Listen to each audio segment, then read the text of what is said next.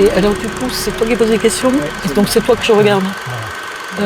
Alors, moi, je vais te dire, je pense qu'on va pouvoir passer la réponse. Hein. Je suis nulle en voiture, donc moi, ça me fait penser à pas grand-chose. Oui, des vieux films, de vieux cinéma, mais non, on peut oublier cette question. Les voitures, ça m'intéresse pas trop.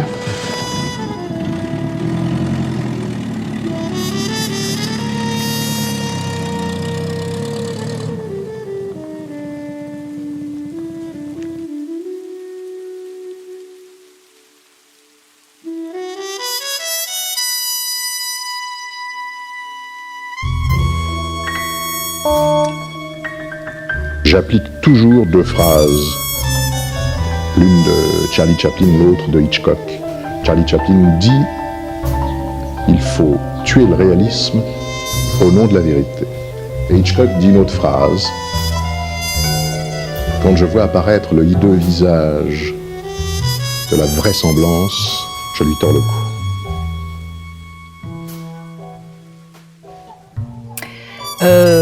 C'est pas de filmer différent, c'est une façon de filmer. Enfin, qu'est-ce qu'on filme en fait? Qu'est-ce que le cinéma raconte en fait? C'est une question. Tu veux me poser une question sur le cinéma là en fait, sur le sens du cinéma, de pourquoi on filme. Ouais.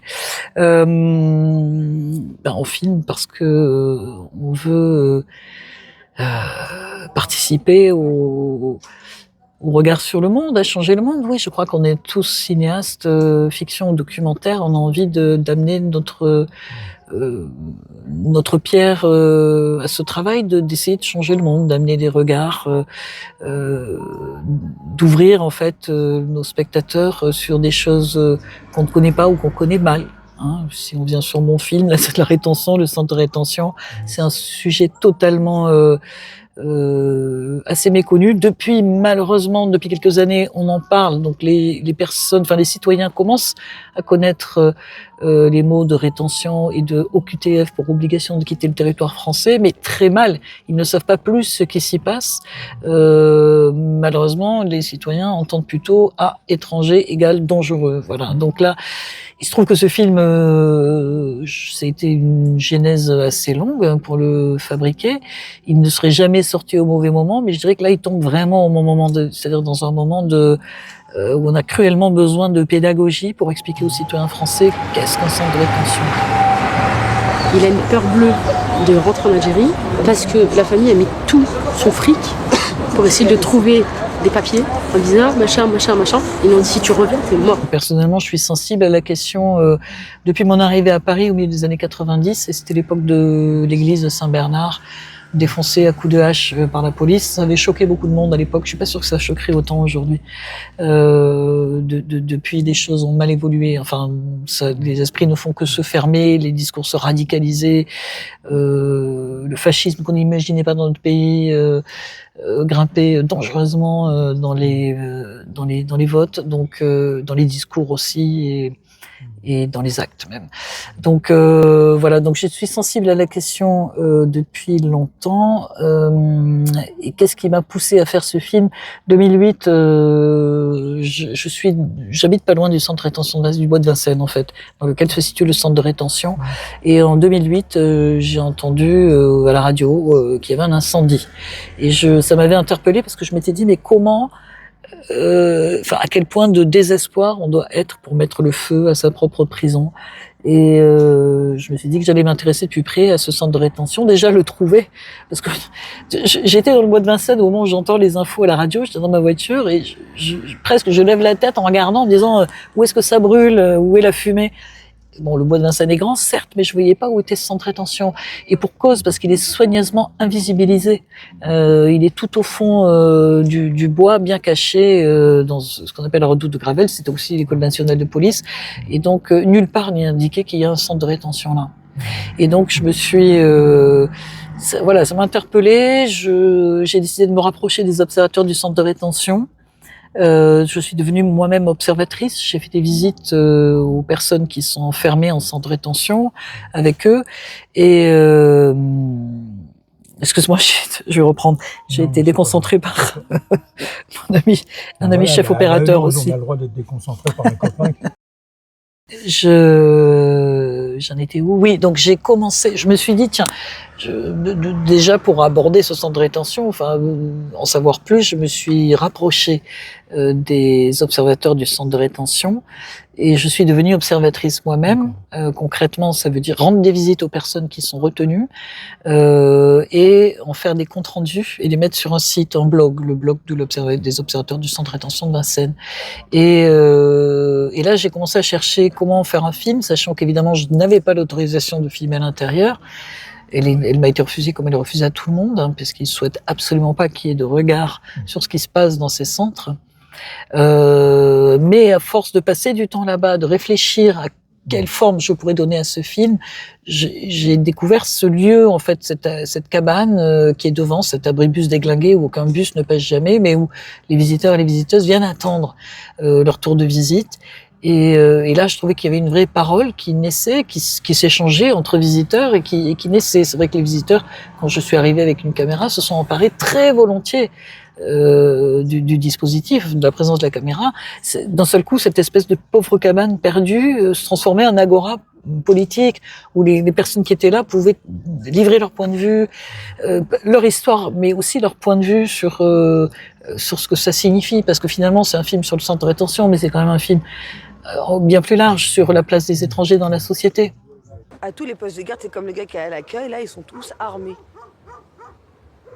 Tous. Ouais, mais genre c'est des balles à blanc, frère, ou c'est... Non, c'est des balles. En fait, le dispositif filmique, c'est toujours dans la contrainte, évidemment, qu'on trouve, qu'on fait de la création.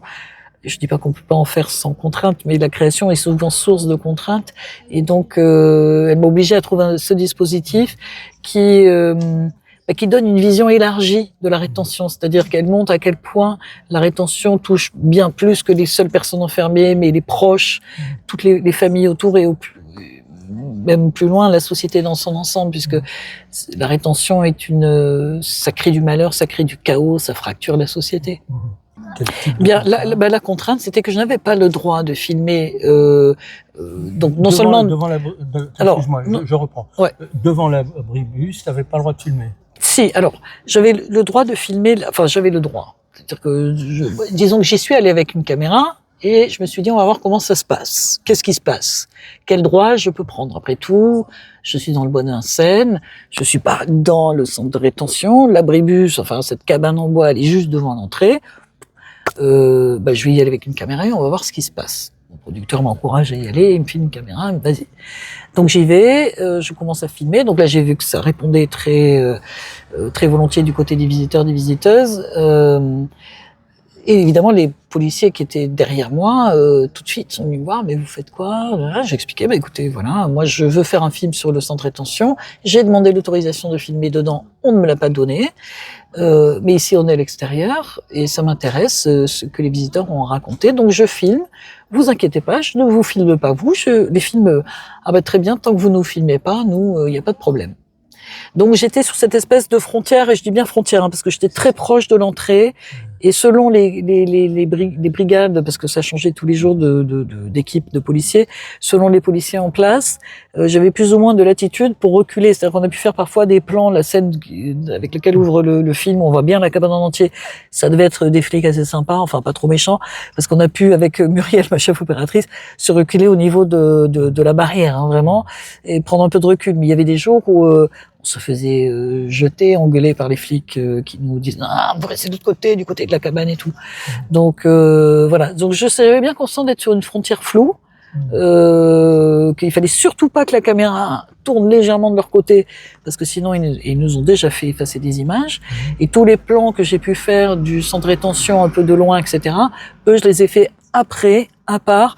Parfois, je prévoyais, je me dis, ok, Annick, aujourd'hui, tu vas pouvoir faire un plan, parce que tu sais que ce plan, ils vont te repérer avec leur caméra, et que donc, ils vont venir te voir et te demander ce que tu fais, et j'espère, excuse-moi, ça a sonné. Ouais. Enfin, alors, même mieux que ça. Je me suis quand même bien renseignée sur le droit à l'image. Nous sommes dans un lieu public. Je suis une équipe de moins de 10 personnes. Nous sommes 2. Pas plus de 2 caméras. Nous en avions une. Aucun comédien déguisé en policier ou en militaire. Pas de scène de crime, pas de GIGN, bref. J'étais dans mon droit de tourner sans autorisation. Je n'avais pas besoin d'une autorisation. Je ne gênais pas la circulation. Je respectais en plus les policiers de garde qui ne voulaient pas être filmés, alors que la loi me permet de les filmer. J'aurais pu les filmer. Mais je me suis pas battue là-dessus parce que c'était pas eux qui m'intéressaient, c'était la cabane. Voilà. Et que les plans du CRA, je savais que je les ferais petit à petit, j'irais les prendre à droite à gauche. Mais voilà, donc j'ai toujours été hyper transparente sur ma démarche, j'ai toujours dit aux policiers ce que je faisais. Et c'est peut-être pour ça qu'ils respectaient mon travail, parce que moi je respectais leur, je leur disais, moi très clairement, je suis contre les centres de rétention, je vais faire un film pour dénoncer les centres de rétention. On ne me laisse pas filmer dedans. Je filme dehors. Je filme là où j'ai le droit de filmer. Voilà. Et mais je pense que il faut quand même enfin, comment dire, parmi les policiers, c'est des jeunes policiers qui sont là. Hein. Je veux dire, c'est pas un cadeau de bosser là. Les policiers, ils rêvent pas d'être matons. Hein, sinon, ils auraient fait maton. Et en général, il faut savoir que c'est les plus mal notés qui se retrouvent là. C'est pas l'endroit qu'on choisit. Donc, c'est pas les meilleurs flics non plus. Mais ils n'étaient pas forcément tous très contents d'être là. Quoi. Un jour.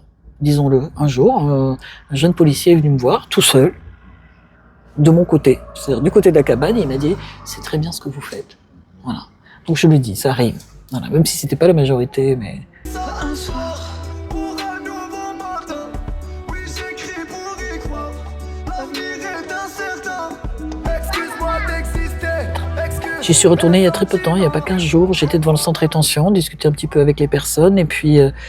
à un moment, il y a un policier qui vient vers moi, et il me dit, mais, je vous reconnais, vous avez filmé, là? Je lui dis, oui. Et je lui dis, mais vous êtes encore là, vous? Parce que normalement, ça tourne.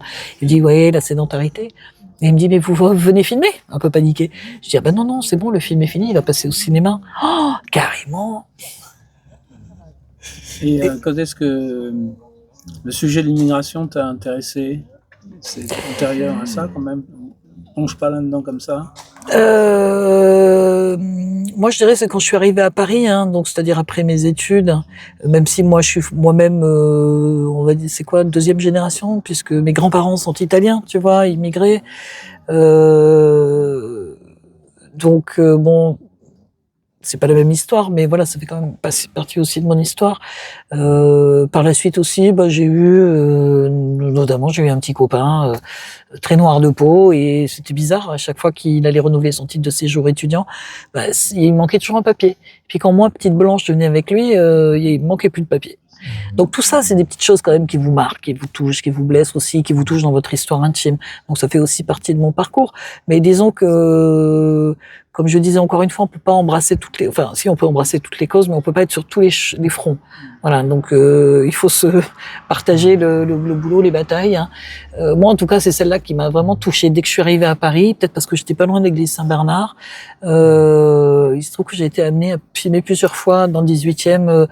Il y a eu un autre épisode, c'était le ministère de la régularisation de tous les sans-papiers, rue Baudelic, dans le 18e, pas loin de chez moi à l'époque, où ils avaient occupé un ancien immeuble de la CPM pour essayer de recréer un mouvement de régularisation de tous les sans-papiers. On parle de le racisme est interdit, mais l'État est raciste. Vous trouvez ça normal, vous, qu'on vous parque comme ça? Les regards, les postures des corps, où ils regardent, comment ils s'orientent dans l'espace, comment ils font vivre le champ du centre de rétention qu'on peut pas filmer, hein, puisqu'on est dans ce... Donc ça, c'est très important.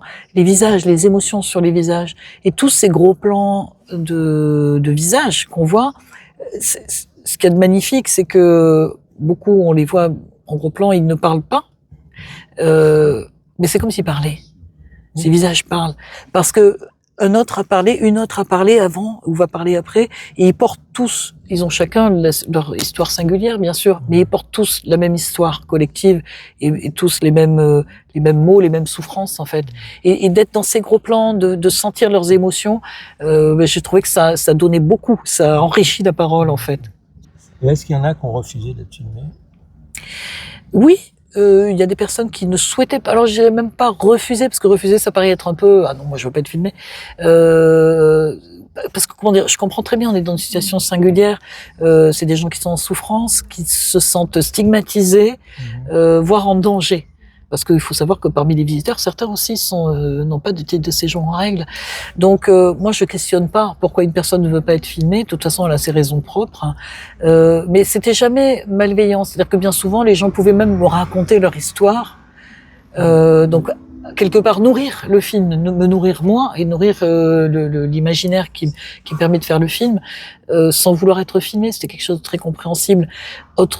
Une autre scène que je voulais filmer, c'était un retenu qui venait juste d'être libéré. Et j'en voyais de temps en temps être libéré, sortir du centre de rétention. Ils avaient cette espèce de fièvre de bête traquée qui leur collait à la peau quand ils venaient juste d'être libérés là. Et leur premier réflexe souvent quand ils viennent libérer, quand ils voient d'autres personnes, c'est de venir du côté des gens libres en fait, dans le monde libre et de nous parler. Bon, certains partent tout de suite, mais ils ont toujours un temps d'arrêt de regarder le monde libre avant de partir. Et donc souvent je leur parlais et très souvent ils étaient très contents de me parler, de raconter, très heureux que je fasse ce film. Mais ils ne souhaitaient pas témoigner et je pouvais très bien le comprendre. Ils venaient de vivre l'enfer. Ils n'avaient pas envie de se mettre en danger. Et c'est pour ça que j'ai été heureuse que ça a été vraiment à la fin qu'est arrivé le témoignage qui est dans le film de ce retenu, qui lui a été libéré par le juge administratif et qui, bon, en plus est de nationalité française. Donc c'était quand même le truc hallucinant. Mais c'est pas le seul. Hein. J'en ai vu beaucoup enfermés en centre de rétention qui étaient soit français, soit avec des titres de séjour en règle. Mais à un moment, il faut quand même juste dire qu'il y a un personnage principal et des personnages autour, et que là, c'est un peu dans l'ordre chronologique entre le début et la fin. C'est-à-dire le moment où il vient d'arriver, le moment où... Il y a un fil rouge. Bien sûr. Même s'il y a des moments où des scènes, je les filmais de nombreuses fois, et donc peut-être que des fois des scènes sont pas forcément exactement dans l'ordre chronologique. Moi qui n'ai pas vu le film, ouais. C'est quoi le statut d'un centre de rétention ? Alors, je ne sais pas si je peux répondre correctement à ça. Enfin, un centre de rétention, c'est un lieu qui n'est pas géré par le ministère de la Justice, mais qui est géré par le ministère de l'Intérieur et par les préfectures. Donc, c'est un lieu d'enfermement, de privation de liberté. Mais on appelle ça rétention et pas détention parce que ce n'est pas censé être de la prison.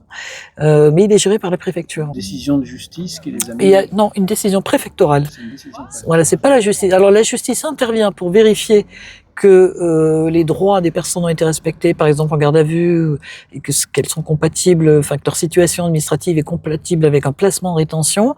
Le juge administratif, c'est autre chose encore. Lui, il va juger sur le fond de l'histoire, et ça, il faut le demander, le juge administratif, parce que c'est pas obligatoire. Mais c'est totalement administratif. Voilà. C'est la grande différence. C'est administratif et c'est un peu fou parce que l'histoire, en fait, ça a été créé. En réalité, ça se pratiquait. C'est Mitterrand qui a créé ça en 81. Ça se pratiquait, mais de façon tout à fait illégale. Il y a eu le scandale d'Arinck, une espèce de, c'était à Marseille, sous un commissariat sur le Vieux-Port. Ils avaient une espèce d'endroit d'entrepôt désaffecté, en fait, et c'est là qu'ils mettaient les personnes qui n'avaient pas de titre de séjour en règle. Et donc, c'était l'illégalité la plus absolue, une zone de non-droit totale. Et donc, suite à ce scandale, ils ont décidé de créer des zones de rétention. Mais attention, à l'époque, on parlait de 7 jours de rétention. En 80, c'était 7 jours. Après, ils ont augmenté à 10 jours. Et puis, ils ont augmenté à 12 jours. Et puis là, hop, là, ça a basculé 32 jours. On a commencé à passer au plus sérieux. Et puis 45. Et puis 90, c'est là où on en est aujourd'hui. Et donc là, Retailleau voudrait passer maintenant en double, directement. Pof. Donc à 7 mois, 210 jours. Soi-disant pour les étrangers dangereux, mais vu cette rhétorique dans laquelle on est assez fascisante, qui aligne étranger égale danger, ou QTF égale danger. Or, on peut avoir une obligation de quitter le territoire français, tout simplement parce que la préfecture vous a refusé un titre de séjour parce qu'il manquait un papier, ou qu'elle l'avait et qu'elle l'a pas vu, ou parce que de toute façon, elle a pour politique de refuser un maximum de titres de séjour, et tout de suite, refus de titre de séjour au QTF, voilà. Donc là, vous devenez dangereux dans la tête de beaucoup de personnes qui écoutent un peu trop les médias et la parole officielle de ce gouvernement. Excuse-moi d'exister, excuse mes sentiments. Rends-moi ma liberté, je te le demande gentiment. Eh ben, avec des moyens de films d'auteur, c'est-à-dire des aides, d'abord des aides à l'écriture, de la SCAM, du CNC, diversité, aide à la production de la diversité aussi, aide de la région, la ProCirep, raison pour laquelle on a fait un crowdfunding pour pouvoir terminer le film, pour payer les salaires, hein, de toute façon, des personnes en post-production. Et une fois que le film a été terminé, eh bien, nous avons eu l'extrême bonheur d'apprendre qu'on a obtenu l'avance sur recette après réalisation. Et donc aujourd'hui, le film va sortir en salle le 12 novembre. Le 12 novembre. D'accord, on sait le nombre de salles, non, pas encore. On ne sait pas encore. Et est-ce qu'il y a un travail militant autour du film pour des sorties un peu parallèles? Oui, bah, ça fait depuis 1 an, en fait, depuis les états généraux du documentaire de l'USSAS l'année dernière, que le film sillonne en fait sa route. Donc il a été aux états généraux, aux Traces de vie, avec mention spéciale regard social, festival du réel aussi en catégorie Front populaire, d'autres festivals très sympas de régions comme à Grenoble, prochainement les rendez-vous d'histoire de Blois ou Changer la fin à Tulle ou encore la suite du monde à Lyon. Enfin voilà, il y a pas mal de festivals. Et puis ici, Jindoux, je suis ravie d'être au festival du cinéma de Jindoux. Disons que donc on parlait des festivals, j'ai effectivement des associations qui me contactent et qui contactent des cinémas pour faire des soirées. Donc on a fait déjà pas mal d'avant-premières en Lozère, à Rennes, bientôt à Sète. Voilà, là ce sont des visiteurs du centre de rétention de Sète. Ça peut être la CIMAD à Figeac, dans le Lot. Donc j'étais pour Migrants Seine. Voilà, donc il y a effectivement quand même un militantisme de la part des cinémas qui acceptent d'organiser ces avant-premières. Non, je pense que c'est pas un cinéma, mais c'était carrément, disons qu'il y a des centres de rétention qui sont en construction. Ils doivent en construire un à Loun Plage, donc centre Dunkerque et Grande-Sainte. Et donc là, j'ai une association de personnes assez engagées qui veulent pas de ce centre de rétention, qui sont des anti-cras, qui voulaient. On avait organisé donc une projection à la médiathèque de Loun Plage, et cette médiathèque n'a pas pu avoir lieu parce que le maire s'y est opposé. Donc ça, c'est ma première censure. Voilà. Mais les cinémas sont beaucoup plus militants, apparemment.